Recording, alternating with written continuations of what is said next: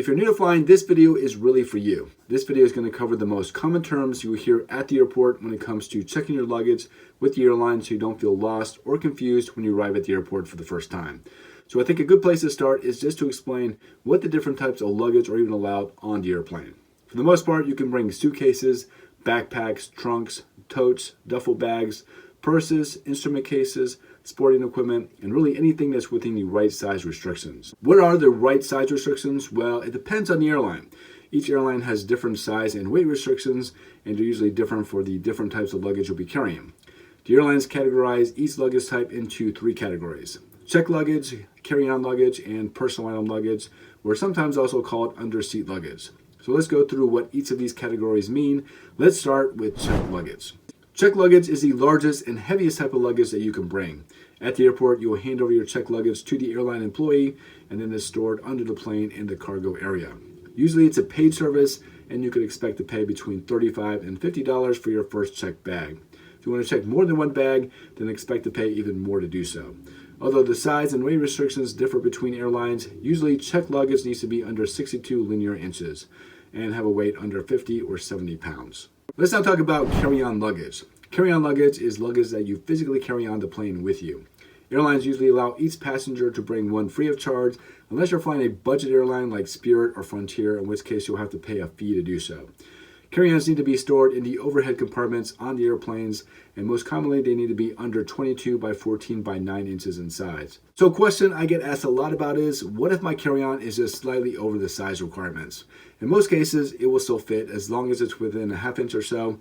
The worst case scenario is if it doesn't fit, you'll be forced to check your bag, sometimes at no additional cost.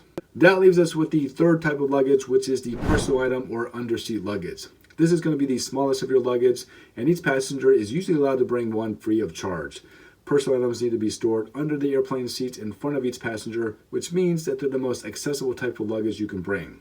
The size and weight restrictions differ between the airlines, but most commonly, they need to be under 16 by 12 by 6 inches in size. Now, if you're in need of some luggage for your next trip, make sure you check out the show notes down in the video description.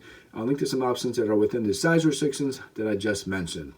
Now, if you get to the airport and discover that your checked luggage is either over the size or weight limits for the airline you're flying on, then your luggage will be defined as oversized luggage. If you find yourself in this position, then you may still be able to check in your luggage with the airline, but expect to pay an additional fee to be able to do so, usually between $100 to $300 for each bag.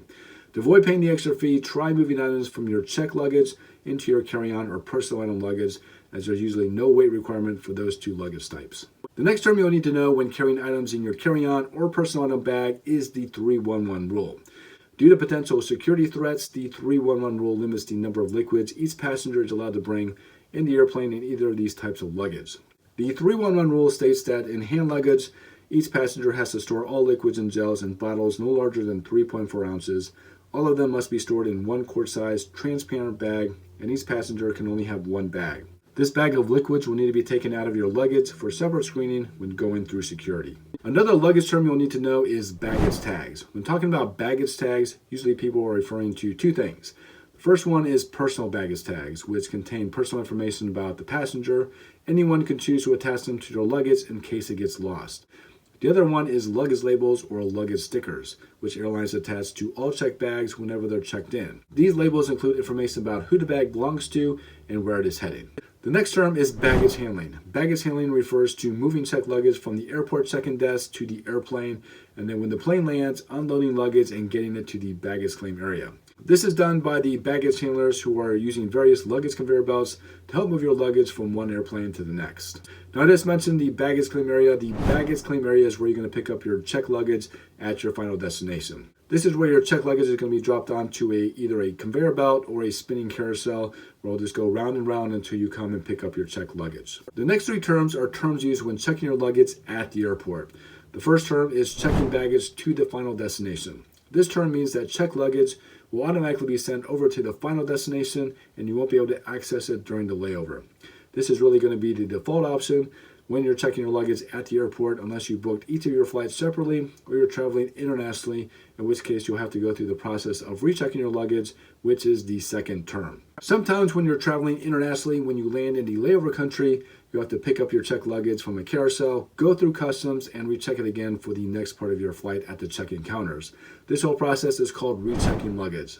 Likewise, if you booked each of your flights on separate tickets, you'll need to pick up your luggage between flights. The third term is what's called sort checking luggage. As I mentioned earlier, most of the time your luggage is going to be transferred to each of your flights for you. But sometimes, especially on very long layovers, you might want to access your checked luggage during the layover. And that's where sort checking your luggage comes in. When checking your luggage, you can ask the airline at the check-in desk to sort check your bag, which means that you'll receive it when you land at the layover airport. This also means that you're responsible for rechecking it for the next flight. And if you like this video and you found it helpful, make sure you check out the rest of the video series. You can click or tap the screen here to view them, or you can view the links down in the video description. Thank you so much for watching, and I hope to see you in the next video.